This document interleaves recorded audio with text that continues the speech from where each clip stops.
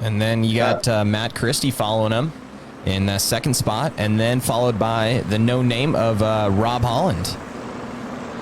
Guys, and Matt Christie is a regular here with us. He's participated in a bunch of our social interactions and Zoom video calls. He live streams all of his races on his Twitch channel, and I know that he has put in a lot of time practicing here at Suzuka. His teammate was actually Paul, who was leading earlier in the race, and you saw him come ahead and pit for fuel and Matt stay out. So we might see a split strategy. We'll see if Matt can stay out and take this. Yeah, what a setup, Joey, when we had him on the Zoom call this past week. I mean, it's a short period of time since April or March or whatever that, we went into COVID, that he's invested a ton of time and money into this. Oh, absolutely. Yeah, his setup looks like he's getting ready to launch a NASA rocket. Whatever it takes, right? Yeah. I mean, but that's, that's the greatest part, though, about iRacing is you don't have to have, I don't think that you have to have the best to compete. Yes, I'm sure it definitely helps you out a little bit. But, I mean, I'm pretty sure that we've seen one of the drivers with iRacing. I think he has the highest I rating. And I'm pretty sure he just utilizes like a Logitech type setup and just straight bolted to his desk. And it doesn't look like much, but he gets it done.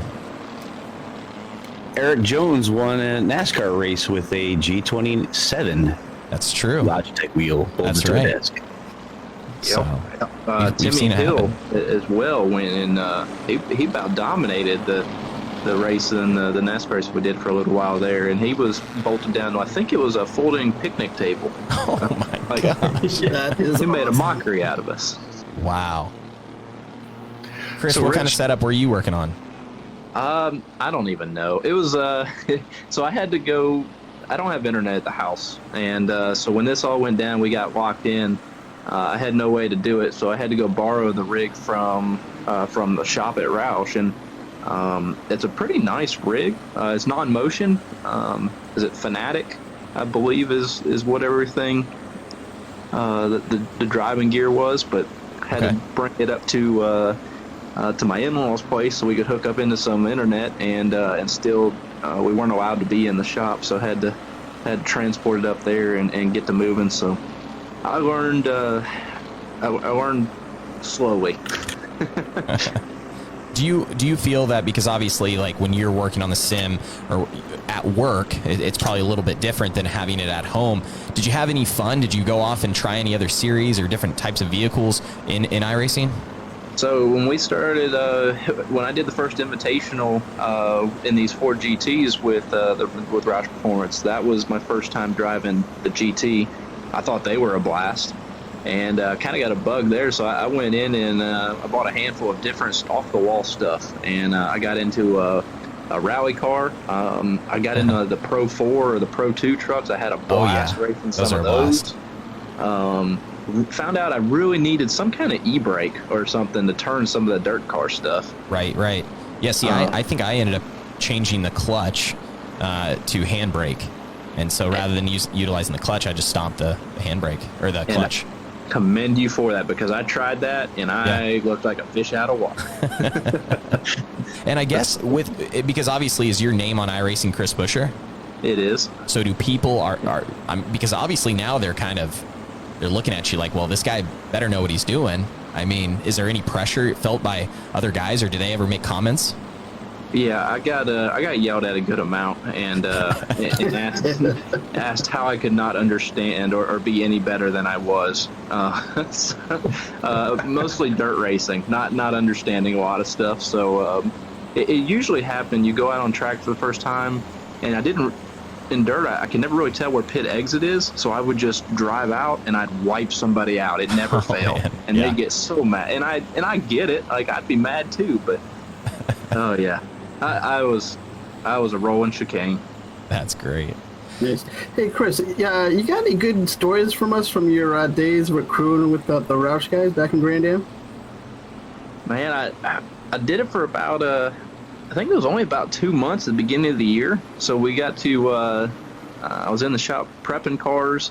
What was it, 4? I think there were 4 cars that were out of the the shop in Concord, but my toolbox very quickly filled up with metric wrenches. I think it actually cost me money to go to work for those 2 months, but went down and it was something completely different. For one, when you got to the racetrack and everybody's set up, the rigs were set up, there was a different pace to it. It felt like, and a lot of fun, a lot of nice time spent with everybody that you could really be a little bit more friendly and not so in the dirt every moment at the track. But it was definitely a good time, and I enjoyed watching.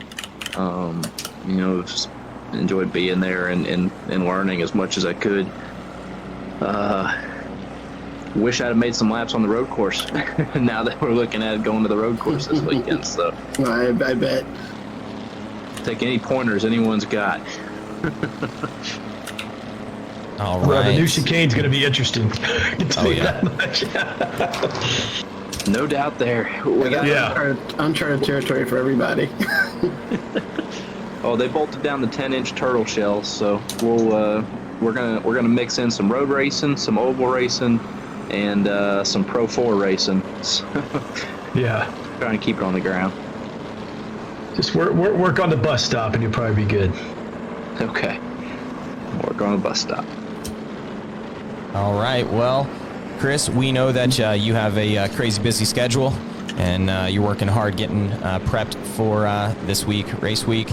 Thank you so much for coming out and hanging out with us in the booth. We really appreciate your time, and hopefully we can get you both on the track and back in the booth for future races.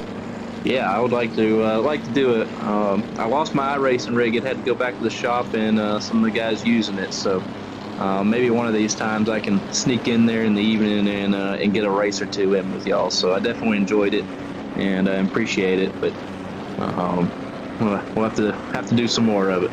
Absolutely. All right, guys, it looks like we're going green here. All The right. pace Thanks, car Chris. is We'll talk to you rolling soon. Thank y'all.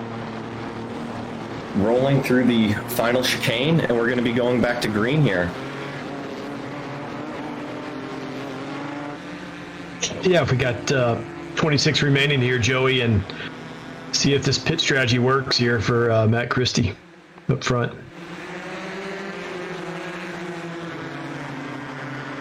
Look at this restart. We got cars everywhere on the front straight. We got them fanned out 3 wide. Rob Holland out wide. Matt Christie up the inside.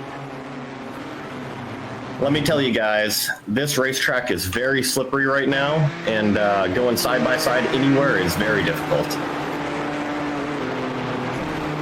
Yeah, I mean, I think it was pretty smart for those guys to stay out, as you kind of saw the madness going on in the back of the pack. Oh. And Looks like see kind of what happens. Oh, no. Yeah.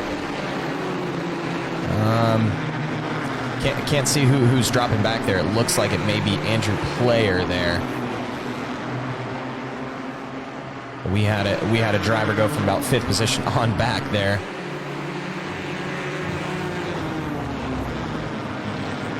All right, watching the battle right here. Looks like 4, 5, and 6. They are just lined up. Some aggressive driving here from Paul Darling. He's trying to go back to that P1 spot. Yeah, they got to get their way through the traffic, and Rob Holland, Matt Christie, and those guys at the front of the field are going to be hard to pass. Joey, talking about passing, how difficult is it to pass on this track, especially in cars with tires that have got 20-minute cycle on them, and now we're ice cold after 15 minutes of yellow? Yeah, well, Owen will probably agree with me. The easiest pass you'll ever make is one that you don't have to attempt. And here in these track conditions, if you can apply some serious pressure to the car in front of you, a lot of it's just a head game. How much pressure can you apply to make them make a mistake? And then you just drive right on by. Yeah, Joe, I totally agree with you there. And, if you can get it done at the restart, too, that's why you saw him fan out 3 wide. And this opening lap, they're just getting after it. Yeah, definitely. And thankfully, in these sim races, the damage isn't too bad if these guys bang bumpers a little bit, and the tires, they stay pretty warm. I think the biggest difference you see is a full tank of fuel, it can really affect these cars and the braking points. So a lot of times guys on a full tank of fuel will go to their qualifying brake marker, and then all of a sudden they end up in the wall. Joey, what do you think we got going on here? Down pit lane. We've got Paul Sabonik back on pit road. Well, unfortunately, I saw that Paul was in a little bit of some contact there in the S's in this first lap of the restart. So he might be coming in and doing a quick repair just so he can have a clean car. That would be my guess.